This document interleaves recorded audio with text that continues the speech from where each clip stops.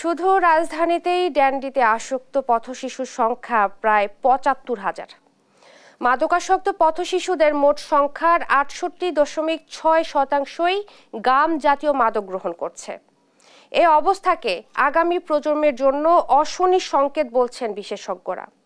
আইন থাকলেও বাস্তবায়ন নেই জানিয়ে তারা বলেন, প্রতিরোধে দিতে হবে বিশেষ গুরুত্ব।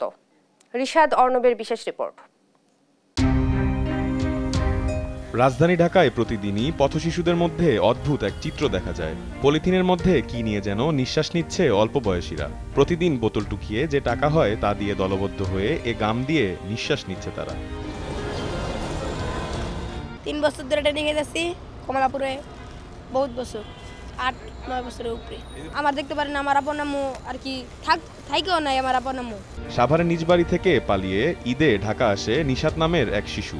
পালিয়ে আসার কারণ হিসেবে বলছে সৎ মায়ের খারাপ ব্যবহার। নিশাতের মতন প্রতিদিন অনেক শিশুই ঘর ছেড়ে রাস্তায় আসে। তাদের অনেকে জড়িয়ে পড়ে নানা ধরনের মাদক ও অপরাধে। বিবিএস এর দেয়া হিসেব ভয়াবহ ও উদ্বেগের। কিছু কালকে আর আজকে না খাইছি, আর এই কদিন রুটি কলা খাইছি। ইউনিসেফের এক তথ্য বলছে বাংলাদেশে পথশিশুর সংখ্যা বর্তমানে প্রায় ৩৪ লক্ষ। মাদকদ্রব্য নিয়ন্ত্রণ অধিদপ্তরের এক পরিসংখ্যান বলছে এদের মধ্যে ৫৮% পথশিশুই বর্তমানে মাদকাগ্রস্ত। যাদেরকে ঘিরে গড়ে উঠবে দেশের ভবিষ্যৎ, তাদের নিয়ে কতটা ভাবছে কর্তৃপক্ষ। রাজধানীতে রাতেও দেখা যায় প্রায় একই চিত্র। আঠা জাতীয় এ নেশার নাম ড্যান্ডি। ক্ষুধা নিবারণের জন্যই মাদক গ্রহণ, এমন দাবি করে শিশুদের অনেকে। কি করুম, আপন মারা যাওয়ার পর আর ঘরে শান্তি থাকে না। আমরা তো রাস্তার টোকাই, আর এই আঙ্গ পাশে দাঁড়ানোর মতো তো কেউ নাই।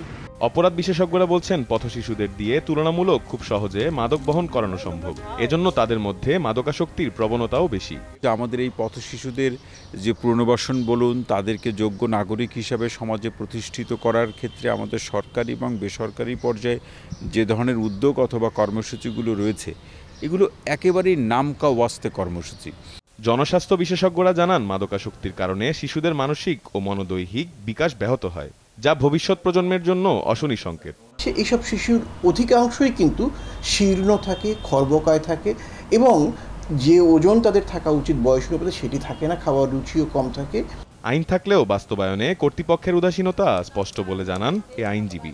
মাদকদ্রব্য নিয়ন্ত্রণ অধিদপ্তরের যে আইন আছে, আইনটা কাগজ কলমে না করে প্রচারণা এবং বিভিন্ন যে সংগঠন রয়েছে এগুলা প্রচারণা প্রতিরোধটা বেশি করলে আর এটা কম হবে। শাস্তির চেয়ে প্রতিরোধের বিষয়কেও গুরুত্ব দেন বিশেষজ্ঞরা। তুই ভালো না রে, তুই ভালো না, আশা দিয়া কেন রে তুই করলি চলো না। রিশাদ অর্ণব, দেশ টিভি, ঢাকা।